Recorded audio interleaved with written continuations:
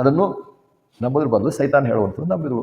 ಇವತ್ತು ಅನೇಕ ಜನರು ಕೂಡ ಈ ದೇವರ ಬೈಬಲ್ ಗ್ರಂಥ ದೇವರು ನಮ್ಗೆ ಕೊಟ್ಟಿದ್ದು ದೇವರ ಮಾತುಗಳನ್ನು ಆತನ ಲಿಖಿತ ರೂಪದಲ್ಲಿ ನಮಗೆ ದಯಪಾಲಿಸಿದ್ದಾನೆ. ಅದನ್ನು ಇರುವ ಹಾಗೆ ನಾವು ನಂಬಿದರೆ, ಸ್ವೀಕಾರ ಮಾಡಿದರೆ ನಮಗೆ ಜೀವ ಉಂಟು. ಇಲ್ಲಿ ಹೋದರೆ ನಾವು ಸತ್ತು ಹೋಗ್ತೇವೆ, ಸತ್ತವರೇ ಆಗಿದ್ದೇವೆ, ಜೀವ ಬರೋದೇ ಇಲ್ಲ. ಬದಲಾಗಿ ದೇವರ ವಾಕ್ಯದ ಬಗ್ಗೆ ಪ್ರಶ್ನೆಯಲ್ಲಿ ಸಂದೇಹ ಹುಟ್ಟಿಸುವಂಥದ್ದು ಮತ್ತು ವಾಕ್ಯವನ್ನು ವಿರುದ್ಧವಾಗಿ ಹೇಳುವಂಥದ್ದು. ಇಲ್ಲ ನೀವು ಸಾಯುವುದೇ ಇಲ್ಲ, ಇನ್ನು ದಿವಸ ನೀವು ಸಾಯಲ್ಲ. ಮತ್ತು ಅದಕ್ಕೆ ಆತನ ಉತ್ತರ ಅಂದರೆ ಅದಕ್ಕೆ ವಿವರಣೆ ಕೂಡ ಕೊಡ್ತಾನೆ. ಯಾಕೆ ದೇವರು ನಿಮ್ಗೆ ಹಣ್ಣು ತಿನ್ಬೇಡ ಅಂದರೆ ಸಾಯೋದಕ್ಕೆ ನಿಜವಾದಂಥ ಉದ್ದೇಶ ಅಲ್ಲ.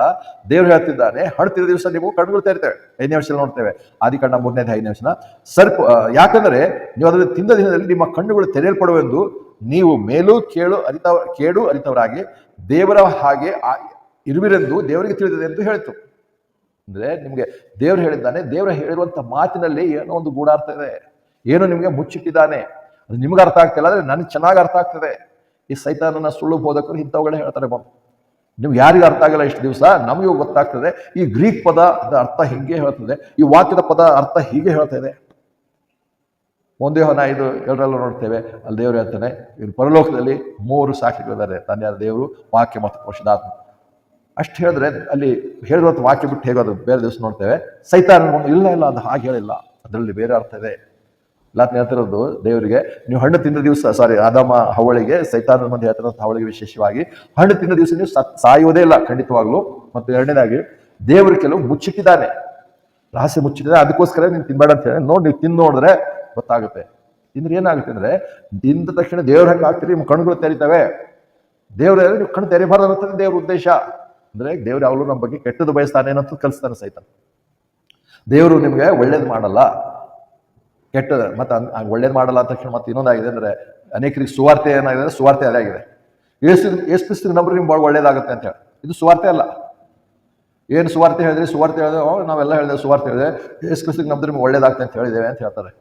ಅದು ಸುವಾರ್ತೆನೇ ಅಲ್ಲ, ಅದು ಸುವಾರ್ತೆ ಅಲ್ಲ. ಇಲ್ಲಿ ಸೈತಾನನು ಹಾಗೆ ಮಾಡುವಂಥ ಉದ್ದೇಶ ನೋಡುವಾಗ ತದ್ವಿರುದ್ಧವಾಗಿ ಅವ್ರಿಗೆ ಹೇಳಿ ಯಾವುದು ಬೇಡ ಅಂದ್ರೆ ಅದನ್ನು ಮಾಡಿ ಅವರು ಸಾಯುವಂತೆ ಮಾಡುವಂಥ ಸೈತಾನ ಉದ್ದೇಶ. ಸೊ ಇಲ್ಲಿ ಸೈತಾನ ಬಿದ್ದು ಹೋದ ಮೇಲೆ ಆತನು ಯಾಕೆ ಬಿದ್ದು ಹೋದ ಮೇಲೆ ತಾನು ಏನನ್ನು ಪಡ್ಕೊಳಕ್ ಸಾಧ್ಯ ಇಲ್ಲವೋ ಅದನ್ನು ಯಾವುದೋ ರೀತಿಯಲ್ಲಿ ತಪ್ಪು, ಮೋಸ, ವಂಚನೆ, ಕುಯ್ತಿನ ಅದನ್ನು ತಾನು ಪಡ್ಕೊಳ್ಬೇಕಂತ ಹೇಳಿ ಆತನು ತನ್ನ ಏನಂತಾರೆ ಸತತವಾದ ಅಥವಾ ಶತ ಪ್ರಯತ್ನದಿಂದ ಅದನ್ನು ಪಡ್ಕೊಂಡ. ದೇವರು ಆದಾಮ ಹವಳನ್ನು ಸೋಲಿಸಿದ. ಅವಾಗಿರುವಂಥ ದೊರೆತನ ಆತನು ತನ್ನ ವಶಕ್ಕೆ ಪಡ್ಕೊಂಡ. ಅದಕ್ಕೆ ಮಾಡುವಂಥ ಕುತಂತ್ರ ಏನು? ದೇವರ ವಾಕ್ಯದ ಬಗ್ಗೆ ಪ್ರಶ್ನೆಯಲ್ಲೇ ಸಂದೇಹ, ಮತ್ತು ಆ ವಾಕ್ಯವನ್ನೇ ತದ್ವಿರೋಧವಾಗಿ ವಿವರಿಸಿ ಸಾಯುವುದೇ ಇಲ್ಲ. ಮತ್ತು ಇದನ್ನು ಯಾಕೆ ತಿನ್ಬೇಡ ದೇವ್ರು ಹೇಳಿದ್ರೆ, ನೀವು ದೇವ್ರಾಗ ಆಗ್ತೀರಾ, ದೇವ್ರಿಗೆ ಹಾಗಂತೂ ದೇವ್ರಿಗೆ ಇಷ್ಟ ಇಲ್ಲ. ಅದಕ್ಕೆ ಸೈತಾನ ಯಾವಾಗಲೂ ಲೋಕದಲ್ಲಿ ನಮ್ಗೆ ಕೊಡುವಂಥದ್ದು ಅದೇ. ನಮಗೆ ಅನೇಕ ಸರಿ ನಾವೆಲ್ಲ ಈ ವಿಷಯಗಳು ದೇವ್ರು ಮುಚ್ಚಿಟ್ಟಿದ್ದಾನೆ, ನಮ್ಗೆ ಕೊಟ್ಟಿಲ್ಲ, ಅದು ಬೇಡ ಅಂದರೆ ನಮ್ಗೆ ಅರ್ಥ ಆಗಲ್ಲ. ಸೈತಾನ ಯಾವಾಗಲೂ ಆಗಲಿಲ್ಲ, ಅದನ್ನೇ ನಾನು ತೋರಿಸ್ತೇನೆ, ಕೊಡ್ತೇನೆ ಬಾ ಅಂತ ಕರಿತಾ ಇರ್ತಾರೆ.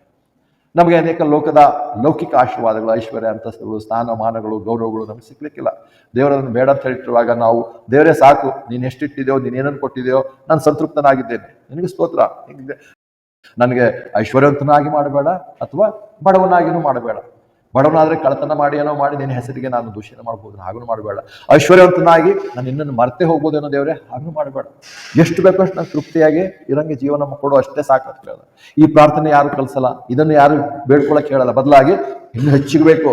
ದೇವರು ಯೇಸು ಕ್ರಿಸ್ತ ನೀವು ಇನ್ನೂ ಸಮೃದ್ಧಿಯಾದ ಜೀವಿತ ಬರ್ಬೇಕಂತ ಹೇಳಿ ದೇವರು ಬಂದಿದ್ದಾನೆ. ಲೋಕದಲ್ಲಿ ಸಮೃದ್ಧಿಯಾಗಿರೋದಕ್ಕೋಸ್ಕರ ಯೇಸು ಕ್ರಿಸ್ತ ಬಂದಿಲ್ಲ, ಪರಲೋಕದಲ್ಲಿ ಸಮೃದ್ಧಿ ಇದೆ. ಮತ್ತು ಅದಂತೂ ಏನಂತಾರೆ, ಎಫೆಸ 1ನೇ ಅಧ್ಯಾಯ ಪ್ರಕಾರ ಪರಲೋಕದಲ್ಲಿ ಸಕಲ ಆತ್ಮೀಯ ಆಶೀರ್ವಾದಗಳನ್ನು ಆಲ್ರೆಡಿ ಆಶೀರ್ವದಿಸಿದ್ದಾರೆ.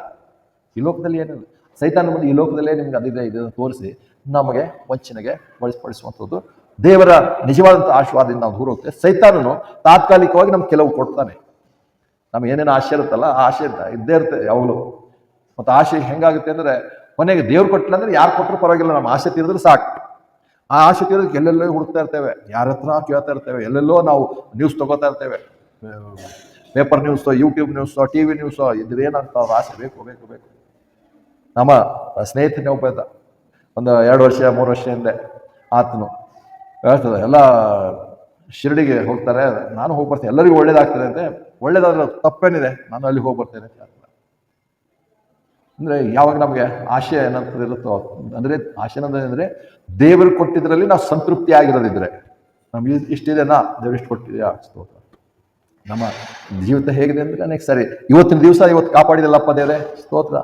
ನಾಳಿನ ದಿವಸ ನಾಳೆ ಚಿಂತೆ ನಾಳೆ ದಿನಕ್ಕಿದೆ ಅಂತ ಹೇಳಿ ದೇವ್ರ ವಾಕ್ಯ ನೋಡ್ತೇವೆ. ನಾಳೆಗೋಸ್ಕರ ಚಿಂತೆ ಮಾಡಿ ಇವತ್ತು ರಾತ್ರಿ ನಿದ್ರೆ ಮಾಡಲಾರ್ದಂಗೆ ಮಲಗಿಲ್ಲ, ನಿದ್ದೆ ಬಂದಿಲ್ಲ, ಇದು ಮಾಡಲ್ಲ ಅಂತ ಅದನ್ನ ಮಾಡೋದಕ್ಕಿಂತ ಇವತ್ತು ಏನಾಗಿದೆ ದೇವರೇ ಅದಕ್ಕೆ ಸ್ತೋತ್ರ, ಆ ತೃಪ್ತಿ ನಾವು ಹೇಳಿದ್ರೆ ಆಸೆ ನಮ್ಗೆ ಬರಲ್ಲ. ಅದು ಯಾವಾಗ ನಮಗೆ ಬೇಕು ಬೇಕು ಅಂತ ಹೋಗ್ತೀವೋ, ಯಾರಾದ್ರೂ ಕೊಡಲಿ ಅಂದರೆ ಅವಾಗೇನಂತ ಸೈತಾನನೇ ಬೇರೆ ವಿಧದಲ್ಲಿ ಕೊಡ್ತಾರೆ. ಬಾ ಈ ದಾರಿಯಲ್ಲಿ ಬಾ, ನಾನು ನಿನಗೆ ಕೊಡ್ತೇನೆ. ಸೈತಾನನ ಕೊಟ್ಟ ಅಂತ ಆಶೆ. ಇಲ್ಲಿ ಸೈತಾನನೇ ಹಣ್ಣು ಏನಂತಾರೆ ತಿನ್ನೋದಕ್ಕಿಂತ ಹೆಚ್ಚಾಗಿ ಸೈತಾನನಲ್ಲಿ ಹಣ್ಣಾಗಿ ಅವರ ಬಳಿಗೆ ಬಂದಿರೋದು. ಸೈತಾನನ್ನೇ ಅವ್ರು ತಿಂತಾರೆ. ಸೈತಾನ ಹೇಳಿದ ಮಾತುಗಳೇ ಅವನಿಗೆ ದೃಢವಾಗಿ ನಂಬಿದ್ರು. ಅದೇ ಏನಂತಾರೆ ಅರ್ಥ ಗರ್ಭಿತವಾಗಿ ಕಾಣ್ತು, ಗೂಢಾರ್ಥ ಇದರಲ್ಲೇ ತಿಳ್ಕೊಂಡ್ರು. ಯಾಕಂದ್ರೆ ನೀವು ದೇವರ ಹಾಗಾಗ್ತೀರಾ, ನೀವು ದೇವರಾಗ ಆಗ್ತೀರಾ ತಕ್ಷಣ ಅವುಗಳನ್ನು ತಗೊಂಡು ತಿಂದರು. 6ನೇ ವರ್ಷದಲ್ಲಿ ನೋಡ್ತೇವೆ, ಆದಿಕಾಂಡ 3ನೇ ಅಧ್ಯಾಯ 6ನೇ ವರ್ಷದ ಸ್ತ್ರೀಯು ಆ ಮರದ ಫಲವು ಆಹಾರಕ್ಕೆ ಒಳ್ಳೆಯದಾಗಿಯೂ ಕಣ್ಣಿಗೆ ರಮ್ಯವಾಗಿಯೂ ಆ ಮರದ ಫಲವು ಒಬ್ಬನನ್ನು ಜ್ಞಾನಿನಾಗಿ ಮಾಡೋದಕ್ಕೆ ಅಪೇಕ್ಷಿತಾಗದು ಎಂದೂ ನೋಡಿ ಅದರ ಫಲವನ್ನು ತೆಗೆದುಕೊಂಡು ತಿಂದಳು. ಇಲ್ಲೆಲ್ಲ ಎಷ್ಟೆಷ್ಟು ಬಂತು. ಸೈತಾನ ಹೇಳಿದ ತಕ್ಷಣ ಏನೆಲ್ಲ ಅವಳಿಗೆ ಜ್ಞಾನೋದಯ ಆಗೋಯ್ತು. ದೇವ್ರು ಮೊದಲೇ ಹೇಳಿದಾಗ ಜ್ಞಾನೋದಯ ಆಗಿರಲಿಲ್ಲ. ಸೈತಾನ ಹೇಳಿದ್ಮೇಲೆ ಜ್ಞಾನೋದಯ ಆಗಿ ಏನೇನು ಹೇಳ್ತಾಳೆ ಅಂದರೆ ಆ ಮರದ ಫಲ ಆಕೆಗೆ ಆಹಾರಕ್ಕೆ ಒಳ್ಳೆಯದಾಗಿ ಕಾಣಿಸ್ತಂತೆ, ಮತ್ತೆ ಹೇಳ್ತಾಳೆ ಕಣ್ಣಿಗೆ ರಮ್ಯವಾಗಿ ಕಾಣಿಸ್ತು, ಮತ್ತು ಆ ಮರದ ಫಲ ಒಬ್ಬನನ್ನು ಜ್ಞಾನಿ ಮಾಡೋದಕ್ಕೆ ಅಪೇಕ್ಷಿಸತಕ್ಕದಾಗಿದೆ. ಇಷ್ಟೆಲ್ಲ ಸೈತಾನ ಹೇಳಿದ ಮೇಲೆ ಕಾಣುತ್ತದೆ. ದೇವ್ರ ವಾಕ್ಯ ಸ್ಪಷ್ಟವಾಗಿ ಹೇಳಿದಾಗ ನಾವು ಕೇಳಿಲ್ಲ ಅನೇಕರು. ದೇವ್ರ ಕೃಪೆ ನಾವೆಲ್ಲರೂ ಸತ್ಯ ಸುವಾರ್ತೆ ನಂಬಿದ್ದೇವೆ, ಸತ್ಯದಲ್ಲಿ ನಾವು ಹೋಗುವಂಥ ಪ್ರಯತ್ನದಲ್ಲಿದ್ದೇವೆ. ಆದರೆ ಅನೇಕರು ಸೈತನ ಮಾತಿಗೆ ವಶವಾಗಿದ್ದಾರೆ, ಆ ಸುಳ್ಳನ್ನೇ ಬಲವಾಗಿ ನಂಬಿದ್ದಾರೆ. ಅದು ಅವರಿಗೆ ಬಹಳ ಹೇಳ್ತದೆ, ಆರೋಗ್ಯಕ್ಕೆ ಒಳ್ಳೆಯಕರವಾಗಿರುತ್ತೆ. ಆ ಮರದ ಫಲವು ಆಹಾರಕ್ಕೆ ಒಳ್ಳೆಯದಾಗಿದೆ, ಕಣ್ಣಿಗೆ ನೋಟಕ್ಕೆ ಬಹಳ ರಮ್ಯವಾಗಿದೆ, ಮತ್ತು ತಿಂದರೆ ಜ್ಞಾನ ಬರುತ್ತೆ ತಗೊಂಡು ತಿಂದಳು. ಆದ ತಕ್ಷಣದಲ್ಲಿ ಕಣ್ಣು ತೆಗೆದು ಆಗದ ಏನಾಯ್ತು, 2ನೇ ನೋಡ್ತೇವೆ, ಆಗ ಅವರಿಬ್ಬರ ಕಣ್ಣುಗಳು ತೆರೆಯಲ್ಪಟ್ಟು ತಾವು ಬೆತ್ತಲೆಯಾಗಿದ್ದೇವೆ ತಿಳಿದುಕೊಂಡರು. ತಿಂದ ತಕ್ಷಣ ಆಗಿದ್ದೇವೆ, ಬೆತ್ತಲೆಯಾಗಿ ಗೊತ್ತಾಯ್ತು ಅಷ್ಟೇ, ಬೇರೆ ಏನಾಗಲಿಲ್ಲ.